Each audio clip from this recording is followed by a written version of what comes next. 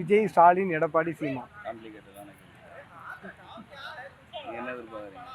நாங்கள் எதுவும் எதிர்பார்க்கல, நீங்கள் என்ன சொல்கிறீங்களோ சொல்லிக்கிறலாம். இருக்கிற சுச்சுவேஷனை பொறுத்து பார்த்தீங்கன்னா உங்களுக்கு தெரியும்ல என்ன எதிர்பார்க்குறேன் எது எதிர்பார்க்குறேன். அதனால் அப்படியே மக்கள்கிட்ட கருத்து கேட்டுடலாமேன்னு வந்துட்டுமே. தமிழ்நாடு மக்களை பொறுத்த வரைக்கும் திராவிட கட்சிகள் தான், 2 திராவிட கட்சிகள் தான். இப்போ மாற்றா வரணும்னு பார்த்தீங்கன்னா வச்சுக்கிங்களேன், எங்களுக்கு நம்ம மக்களை பொறுத்த வரைக்கும் முக்கால்வாசி பேர் குடிகாரங்களாக தான் இருக்காங்க, குடிகாரங்களாக ஆகிட்டாங்க.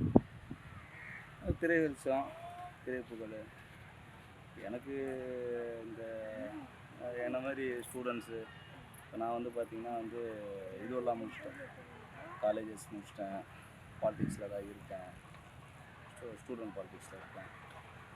எனக்கு நான் இது வரைக்கும் பார்த்தேன்னா நான் கிட்டத்தட்ட ஒரு 4-5 ஓட்டு போட்டு வந்து எல்லாமே நாம் மாற்று சக்தி நம்ம நினச்சா மட்டும் எல்லாருமே நினைக்கணும். என்ன நடக்குதோ அதை பார்த்துக்கிட்டு அதை புரிஞ்சுக்கிட்டு மக்கள் வாக்குகள் என்னோட ஓட்டு அவங்களுக்கு தான், சீமானுக்கு தான். சீமானம். எப்படி பார்க்குறீங்கன்னா வருங்காலங்களில் வந்து இப்போ மாற்றி பேசுகிறாரு அப்படிங்கிற ஒரு விமர்சனம் குறிப்பாக நாம் தமிழர் கட்சி மேலே வைக்கிறாங்க. உங்களுக்கு நீங்கள் வந்து மீடியாவில் இருக்கீங்க ஓகேங்களா, மீடியாவில் என்ன நடக்குதுன்றது எங்களுக்கு சோஷியல் மீடியா வந்து முன்னாடியெல்லாம் பார்த்தீங்கன்னா மீடியாவில் பெரிய இது இப்போ ஒரு 1 hour பேசின கிளிப்பிங்ஸில் ஒரு 2 நிமிஷம் கிளிப்பிங்ஸை மட்டும் எடுத்து சுற்றி வர்றதுல இப்போ யங் ஜென்ரேஷனுக்கு எது பார்த்தீங்கன்னா வச்சுக்கோங்களேன், எது ட்ரெண்டிங் அதிகமாக அதை தான் என்ன பண்ணுறாங்க பார்த்து ஓகே இவர் இதை சொல்லிட்டார். ஏன்னா இப்போது ஃபுல் மொத்த காணொலியாக பார்த்தா தான் அதில் என்ன பேசியிருக்காரு ஏது பேசியிருக்காருன்னு தெரியும். இப்போ அண்ணன் வந்து எனக்கு 2016 நான் வந்து 2016 இருக்கேன், அப்போதுலேருந்து இப்போ வரைக்கும் ஃபாலோ பண்ணிட்டு இருக்கேன். இது வரைக்கும் மாற்றி பேசுறது அந்த மாதிரிலாம் கிடையாது. அவர் பேசுறத மாற்றி வேணால் நிறைய பேர் பேசுவாங்க, அவர் மாற்றி பேசுறது இல்லை. தம்பி விஜய் கூட அன்னைக்கு பேசும்போது கூட நானும் தம்பி ஏற்கனவே பேசியிருந்தோம். ஆனால் வந்து இனி நாங்கள் வந்து ஒன்றும் அரசியல் பண்ண முடியாது, கொள்கைகள் தானே. இப்போ நாங்கள் பார்த்தீங்கன்னா இப்போது சீமானனும் விஜய் அண்ணனும் பேசுறது எல்லாம் உண்மை எல்லாருக்குமே தெரியும். அவரே ப்ரெஸ் மீட் கொடுத்துருக்காரு. நாங்கள் இருந்தாலும் இப்போ புதுசாக வர்றாரு, அவருக்கு அரசியல் தெரியாது. இருந்தாலும் முன்னாடி நின்று வழி நடத்த வேண்டிய தெரியாதுன்றது யாருக்குமே அரசியல் தெரியாதவங்களாம் யாருமே கிடையாது. அதாவது என்ன சொல்கிறது, சந்தர்ப்ப சூழ்நிலையால் வராங்க.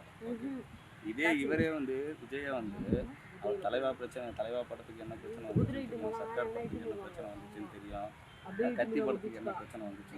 அப்போல்லாம் அதாவது எங்கள் அண்ணன் கூட நின்னார், அதனால் நன்றின்னு கூட எதுவுமே தெரிவிக்கல. ஆனால் எந்த ஸ்டேஜில் பார்த்தாலும் எங்கள் சீமானன் என்ன சொல்லுவார், என் தம்பி விஜய்க்கு பக்கத்தில் விஜய் அவர் அரசியல் கட்சி தொடர்றதுக்கு வாழ்த்து தெரிவித்தது ஃபஸ்ட்டு நம்ம தான் ஓகேங்களா. அவரோட கொள்கை யார் கொள்கையில் வைக்கிறாருன்றதை பார்க்கணும். நீ திராவிடமும் தமிழ் தேசியமும் 2மே ஒன்றுட்டு தமிழக வெற்றி கழகம், நீங்கள் திராவிட வெற்றி கழகம்னு வச்சுருக்கலாம் புரியுதுங்களா. நீங்கள் திராவிட வெற்றி கழகம்னு வச்சா உங்களை யாருமே குறை சொல்ல போகிறது. நீங்கள் தமிழக வெற்றி கழகம்னு வச்சுட்டு திராவிடமும் தமிழ் தேசியமும் ஒன்று இருக்கும்போது முரண்பாடு. அந்த முரண்பாடை தவிர்க்கணும்னா நீங்கள் என்ன பண்ணணும், ஒன்று திராவிட தேசியம் திராவிடம் இல்லை தமிழ் தேசியம் பார்க்க கருவாட்டு சாம்பார்னு சொல்லக்கூடாது, கருவாட்டுன்னு சொல்லலை சாம்பார்னு சொல்லு, கருவாட்டு சாம்பார்னு சொல்லக்கூடாது. அதுதான் நீ தமிழ் தேசியம் பேசுகிறேன்னா தமிழ் தேசியம் பேசு, திராவிடம் பேசுறதுனா திராவிடம். ஆனால் என்ன விமர்சனம் வைக்கிறாங்கன்னா, நாம் தமிழர் ஓட்டை வந்து விஜய் வந்த பிறகு அந்த ஓட்டெல்லாம் அங்கே போயிருச்சு, அதில் தான் வந்து அண்ணன் சீமான் அப்படி பேசுகிறாரு அப்படி. நான் வந்து கலை யதார்த்தத்தை பார்த்தேன் ஓகேங்களா. இப்போது விஜய் பின்னாடி இப்போ எவ்வளோ பேர் இருக்காங்களோ, நான் வந்து விஜய் ரசிகர், தீவிரமான விஜய் ரசிகர். நான் அரசியல்ன்றது வேறு ஓகேங்களா, புகழ் வெளிச்சா நடிகர். எனக்கு விஜய் யாராச்சும் தப்பாக பேசினா பிடிக்காது ஓகேங்களா. அதனால் விஜய்க்கு நான் ஓட்டு போகிறேன்னா போகிறேன். நான் தமிழ்நாட்டு பையன், தமிழ்நாட்டில் என்ன பிரச்சனை இருக்குது, ஏது பிரச்சனை இருக்குது, அந்த பிரச்சனைக்கு யாருக்கு இப்போ நீங்கள் ஒரே ஒரு தலைப்பை கொடுத்து ஒரு நாள் ஃபுல்லாக பேசினாலும் என்ன பேசுவார் ஓகேங்களா. ஆனால் விஜய் கேட்டு அவர் வந்து யாரோ ஒருத்தர் சொல்லி எழுதி கொடுத்து படித்து அதை மக்களுக்கு தெரிவிக்கணும்னா வச்சுக்கோங்க, அது நம்மளுக்கு தேவையில்லை.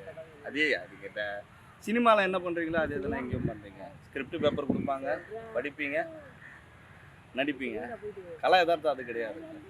உங்கள் பார்க்குறவங்க எல்லாருக்குமே தெரியுது. இப்போது நியூஸ் சேனல்லாம் பார்த்தீங்கன்னா வச்சுக்கோங்க, இப்போ ட்ரெண்டிங் தான். எந்த ஒரு நியூஸ் சேனலுமே நியாயமான கேள்வி எழுப்புறதும் கிடையாது, நியாயமான நியூஸை போடுறதும் கிடையாது. ரிப்போர்ட்டர் உரிமையில் பேசிட்டாரா நான் நினச்சிமா. எல்லா ரிப்போர்ட்டரும் கரெக்டான கேள்வி கேட்டால் கரெக்டான பதில் சொல்லுவார் ஓகேங்களா. இப்போ நான் இருக்குன்னா வச்சுக்கிங்களேன், நீங்கள் ஒரு கேள்வி கேட்குறீங்களா, அந்த கேள்வி எதுக்கு கேட்குறீங்களோ அதுக்கான பதிலை தான் நான் சொல்ல முடியும் ஓகேங்களா. இப்போது நான் என்ன கேட்குறேன்னா, உங்களுக்கு வேலை வெட்டி இல்லாமல் ஏன் போகிறவங்கள வரவங்களாம் வச்சு கேள்வி கேட்டுட்டு ஏன் உங்களுக்கு வேலை வெட்டி இல்லைன்னா கேட்டால் இப்போ நாங்கள் பீச்சுக்கு வந்துருக்கோம். இந்த இந்த இடம் வந்து என்னென்னா வச்சுக்கல, சுற்றி பார்க்கறது ஒரு பொழுதுபோக்குக்கான இடம். இந்த இடத்துல வந்து நீங்கள் என்ன பண்ணுறீங்க, இந்த மாதிரி உங்கள் விருப்பத்தை தெரியுங்கன்றீங்க. நான் என்ன சொல்லுவேன், ஏன்பா நான் விளாட்றதுக்கு வந்தேன்னா, நான் பசங்களை கூப்பிட்டு வரதுக்கு வந்தேன்னா நீ மைக்கை பிடிச்சி கேள்வி கேட்கணும். உங்கள் வேலை நீங்கள் என்ன சொல்கிறீங்க, ஏதோ வந்திருக்கான் பார்க்குறான், மக்கள் கூட்டுறோம், ஒரு கேள்வி கேட்குறான், அதுக்கு என்ன பதில் சொல்கிறாங்க. உங்களோட விருப்பத்தை நீங்கள் கேட்குறீங்க, என்னோட பதில் நான் சரிங்களா. விஷயம் இது தானே, ஓகேங்களா. நீங்கள் ஒரு கேள்வி தன்மையாக கேட்டிங்கன்னா, கரெக்டான கேள்வியை கேட்டிங்கன்னா வச்சுக்கிங்களா, அதுக்கான கரெக்டான பதில் என்கிட்ட இருந்து வருங்கிறது தான் என்னோட மனப்போக்கம்.